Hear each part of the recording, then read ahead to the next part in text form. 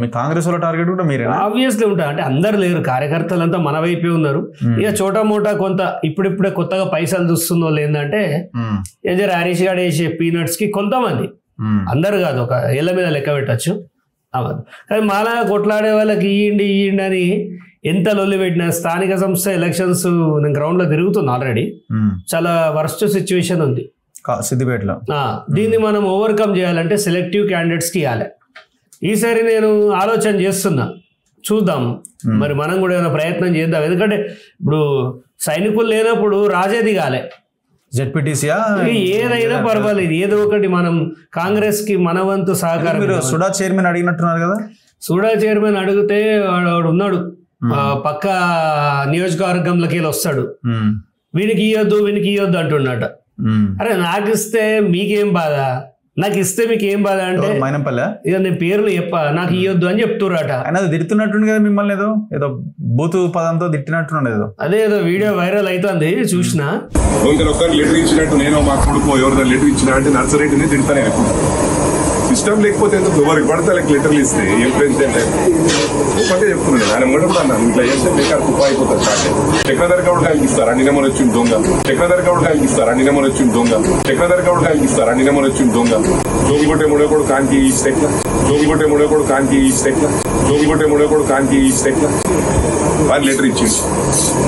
చివరకు అట్లా పార్టీ ఖరాబ్ అవుతుంది. నాకేముంది, నాకు పర్సనల్ ఏం లేదు సార్. మీరు మంచిగా ఉండాలా, రేపు గెలవాలి అందరూ. పార్టీ పికప్ కానీ అంత చేస్తే నేను మా 10,000 ఎక్కువ బీజేపీకి ఇష్యూ అంటే పబ్లిక్ ఇంకా నమ్ముతలేరు. మిల్లలు కాంగ్రెస్ లీడర్లను నమ్ముతలేరు జనాలను నమ్మకం రావాలి. నాకేముంటుంది, నేను ఒప్పుకోనికి ఏం చేయను, చేసినప్పుడు అడగొచ్చి ఎట్లా చేసిన హనుమంతనా అన్నాడు. వస్తే ప్రేమగా చూస్తాను, నాకు మీరు పికప్ మీ పనిని బట్టి నేను లిఫ్ట్ ఇస్తాను. కొట్లాడితే ఓడుతాను, పోలీస్ అందరితో కొట్లాడతలేరు. ఇలాంటి బరాబర్ కమిషనర్ అన్నది అట్లెట్లు ఎక్కుతారు మీదికి, వాళ్ళ మీద సీరియస్ యాక్షన్ అంటే I care shit, I going to protect them అని చెప్పి తిట్టినదాన్ని తిట్టింగ్ ప్రోగ్రామ్ పెడతాను. నాతో నేను చేస్తాను, నేను రికమెండేషన్ ఏం చేయవరికి ఇప్పుడు ఓపెన్ గా చెప్తాను. మీరు అందరు మంచిగా చేసారు అనుకో, నాకు వచ్చినారు ఏం తట్టుకుంటున్నాడు ఏం చేస్తున్నారంటే డెఫినెట్ వస్తుంది. వాడు ఎవ్వరు లేరు, ఒకడు ఫోన్ లేకపోడు, ఒకటి ఫోన్లో దొరకడు, అందుబాటులో లేటున్నారు మీరు లీడర్. నిన్నంటలే అందరినీ మీరు మీకే మైనస్. నేను ఆడ జిల్లు తీసుకొని అటు తిన్నా వెంకటేశ్వర స్వామి అని ఓడగొడతా, ఏడోడగొట్టే పొజిషన్లో మనం. వాడు మళ్ళీ పికప్ అవుతాడు, ఏదో పుల్లలు పెడుతుంటాడు, మెదక్లో పెడుతుంటాడు, ఆడ పెడుతుంటాడు, ఈడ పెడుతుంటాడు. నేను ఇక్కడ అక్కడ తిరుగుతున్నా, ఎక్కడ తిరుగుతున్నా చేస్తున్నాను. నాకు పర్సనల్ ఏం లేదు. ఇట్లా మాట్లాడితే ఏమైందంటే హనుమంతనకు గ్రూప్ అవుతాడు. నేను గ్రూప్ కాదు, ఓన్లీ హరీష్ అగెనెస్ట్ ఓవర్ ఉంటే వాళ్ళకి లిఫ్ట్ ఇస్తాను. ఇప్పుడు ఆడు చక్రధర్ గారు ఎందుకు దూరం పెట్టినా, ఆ ముడకొడుకు వీళ్ళు పని చేస్తుంటే అగెనెస్ట్ కామెంట్లు పెడుతున్నారు. ఏమవుతుందా ఖరాబ్ కాదా? ఏదో గలీజ్ గా తిడుతుండు అంటే ఆయన తిట్టేది నన్ను కాదు, యావత్తు బహుజన బిడ్డల్ని తిడతాడు. అంటే బహుజనుల్ని వాళ్ళని అట్లే సంబోధిస్తారు అన్నట్టు. ఏది ముండకొడుక అని వీడు తిడుతుండు. వాడు చక్రధర్ గారు ముండకొడుకు అని. అంటే నేను ఎవరు, రైతు బ్యాక్గ్రౌండ్ నుంచి వచ్చినోని, రైతులకు సేవ చేసి వచ్చినోని. ఏది ఇద్దరం కూర్చున్నాం, వైట్ పేపర్ తీసుకురా, నేను ఒక 10 కోట్లు వంచినా, నేను 10 కోట్లు వంచినా నేను చెప్తలేను, పోలీసులు చెప్తారు. చార్జ్షీట్ లో నా ల్యాప్టాప్ లో ఉన్నదే చెప్తున్నా నేను. ఏది మీరు పట్టుకరారు ఏం చేసిరు, అరటిపళ్ళు వంచి 5,000 ఖర్చు పెడతారు పేపర్ వన్కి. మీరు నా గురించి మాట్లాడతారు, నా తల్లిని పెట్టి దూషిస్తున్నారు. ఏం మాట్లాడతాం అంటే కులానికి తగ్గట్టు వాళ్ళ మాటలు ఉంటాయండి. మీరు ఏమన్నా అండి, మన బహుజనులంతా ఎంత దౌర్భాగ్య పరిస్థితులు ఉన్నారంటే దీని మీద మనోళ్ళు స్పందించాలని కోరుకుంటున్నా. మా గౌడ సమాజాన్ని మాత్రం ప్రత్యేకంగా అడుగుతున్నా, అభ్యర్థిస్తున్నా. ఏంటంటే అది అనవసరమైన థింగ్. ఆ పంపిన వీడియో కూడా వాళ్ళ సహచరుడే పంపిండు. అక్కడ ఉన్న వాళ్ళ ఆయనకు చాయ్ పానీ అందించేటోళ్ళు ఉంటారు కదా అక్కడ, వాళ్ళే పంపించారు. ఏం మాటలు గవ ముండగొడుకు అని తిడుతుండు. అంటే నువ్వు నా కాన్స్టిట్యున్సీకి వస్తావు, నా కాన్స్టిట్యున్సీకి వస్తుంది ఏడా, నువ్వు మెదక్లు ఉండాలి లేదా మల్కాజ్గిరి ఉండాలి. మెదక్ మొత్తం ఆయనదే జిల్లా ఇన్ఛార్జ్. ఎవరు రాసిచ్చిండా, ఎవడన్నా రాసిచ్చిండా? చూడండి, ఈ ఎలమోళ్ళు ఎవ్వంతోటనే పెట్టుకోవాలి, ఉద్యమకారులతో పెట్టుకోవద్దు. నీ దగ్గర 100 మంది రౌడీలు ఉన్నది, 1000 మంది కార్లు ఉన్నది, ఒక్క గుండె ఆడ నిలబడితే ఊరంతా రాళ్లతో కూడా చంపేస్తారు మిమ్మల్ని. తమాషాలు ఇస్తురా ఊరికొచ్చి. నీకు డబ్బు ఉంటే నీ దగ్గర పెట్టుకో, నాకు ఇస్తున్నావా? నువ్వు బెంజ్ కారు కొంటే నేను తిరిగేది ఉన్నదా? నువ్వే కదా. ఏదో మా లీడర్ కదా అని మేము వెనకేసుకొస్తే వాడు ముండా కొడుకు గిండా కొడుకు అంటే తమాషాలు పిచ్చి పిచ్చి చేయొద్దు. నీ నియోజకవర్గం చక్కగా లేదు, ఆడ చూసుకో ఇన్ని రోజులు ఎందుకు పోనీ అని ఊరుకున్నా ఆడ నీ నియోజకవర్గంలో కాంగ్రెస్ గెలవది, ఈడ మెదక్లో ఓటు బ్యాంకు తక్కువ వస్తుంది. ఇంకా నిజం చెప్పాలంటే నర్సారెడ్డి మీకు తెలుసు కదా, ఎక్స్ఎమ్మెల్యే నర్సారెడ్డి గజ్వేలు, ఆయన దగ్గర అద్భుతంగా వచ్చింది 33+ బెనిఫిట్ వచ్చింది. ఆ నియోజకవర్గాన్ని డిస్టర్బ్ చేస్తూ ఉంటాడు. ఆ నర్సారెడ్డి తెల్లారితే పార్టీ కోసం తిరుగుతూ ఉంటాడు. వీళ్ళు పోయి అక్కడ గ్రూప్ రాజకీయాలు చేస్తారు, సిద్దిపేటలో గ్రూప్ రాజకీయాలు చేస్తారు. అంటే ఆ ఎల్మోడు పోతే ఇంకో ఎల్మోడా? ఇక మేము లేమా, బీసీలో లేమా? మేము మీ చెయ్యి కిందనే మాటలు పడుకుంటుండాలా?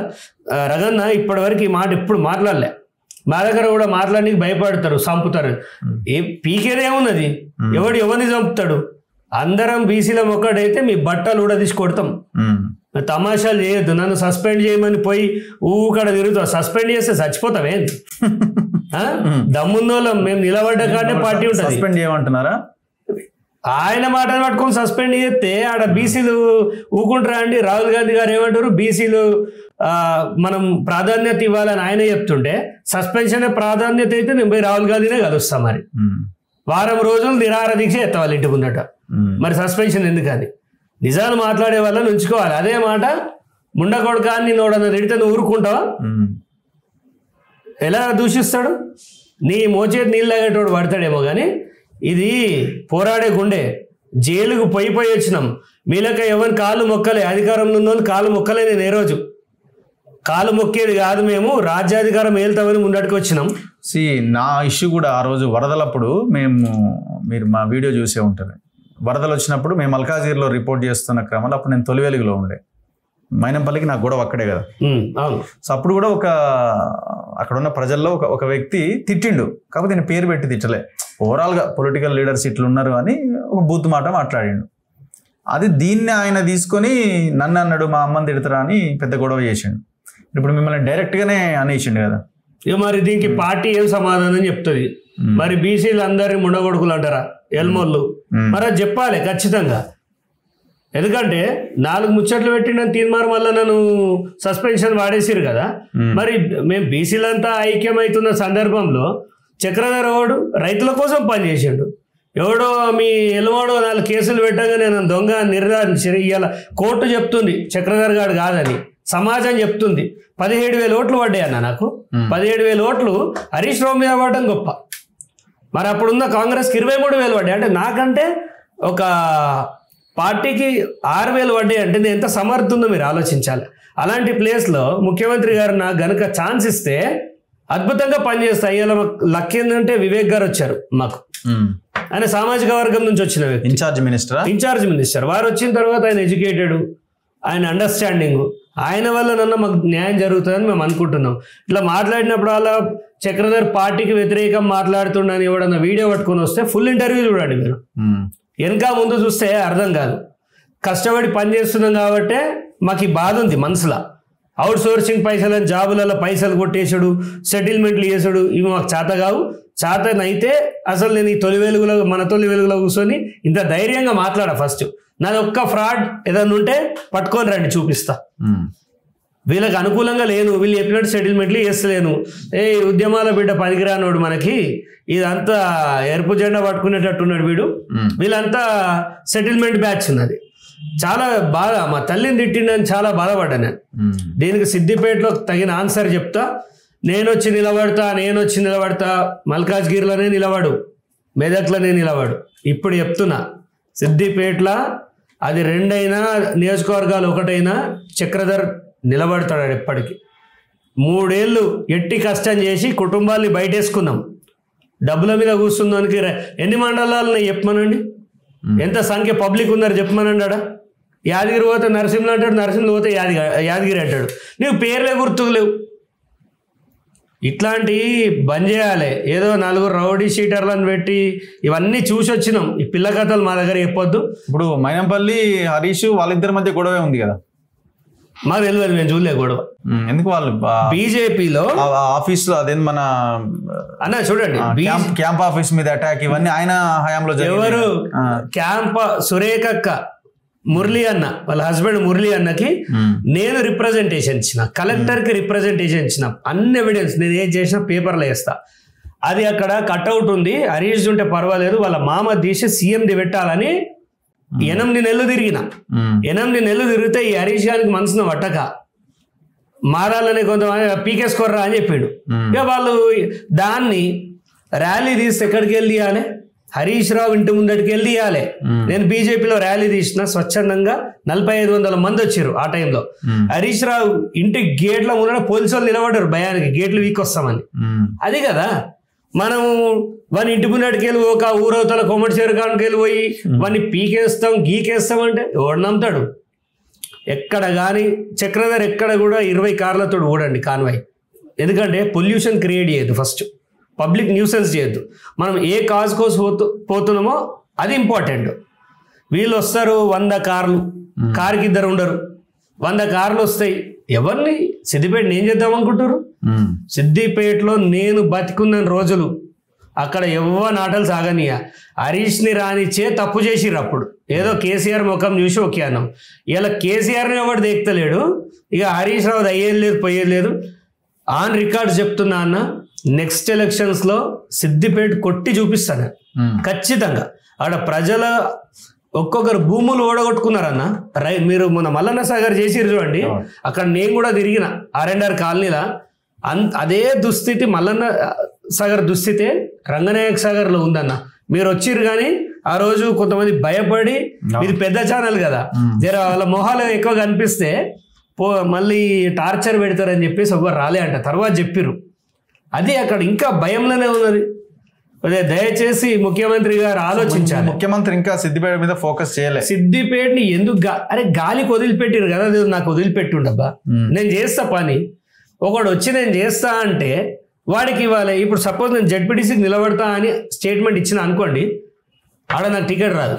ఇక నాకు జెడ్పీటీసీ టికెట్ కూడా ఇవ్వకపోతే పార్టీ క్రెడిబిలిటీ మీద డౌట్ పడతారా పడరా? సో ఇది పార్టీ ఆలోచించాలి ఒకసారి. సో ఇచ్చినా ఇవ్వకపోయినా మీరు పోటీలో ఉంటారా అనుకుంటే? ఒకటండి, నేను ఏడున్నా నమ్మిన పార్టీ కాంగ్రెస్ పార్టీని బలంగా ఉంచాలనుకుంటున్నాను. ఎందుకంటే రైతు పక్షపాత పార్టీ ఇది. సరే మనము రుణమాఫీ చేసినాం, హైలైట్ కాలేకపోయినాం. రైతు భరోసా చేస్తున్నాం, హైలైట్ కాలేకపోయినాం. కానీ చేస్తున్న మాట వాస్తవమే. కేసీఆర్ కంటే ది బెస్ట్గా చేస్తున్నాం. అది ప్రజల లోపల మేము తీసుకుపోతున్నాం గ్రౌండ్లో తిరిగి. సో మాలాంటి వాళ్ళని గుర్తించాలి. మాలాంటి వాళ్ళని తొక్కేయడానికి మాదాలనే కొంతమంది బీసీ నాయకులు ఉంటారు. నేను వాళ్ళకు కూడా ఆన్ రికార్డ్స్ మొన్న కూడా చెప్పిన, అది అయ్యేది లేదు పీకేది లేదు, కానీ అది బిఫోర్ ఉండొచ్చు ఏది రాజకీయాల్లో తొక్కేస్తే అని.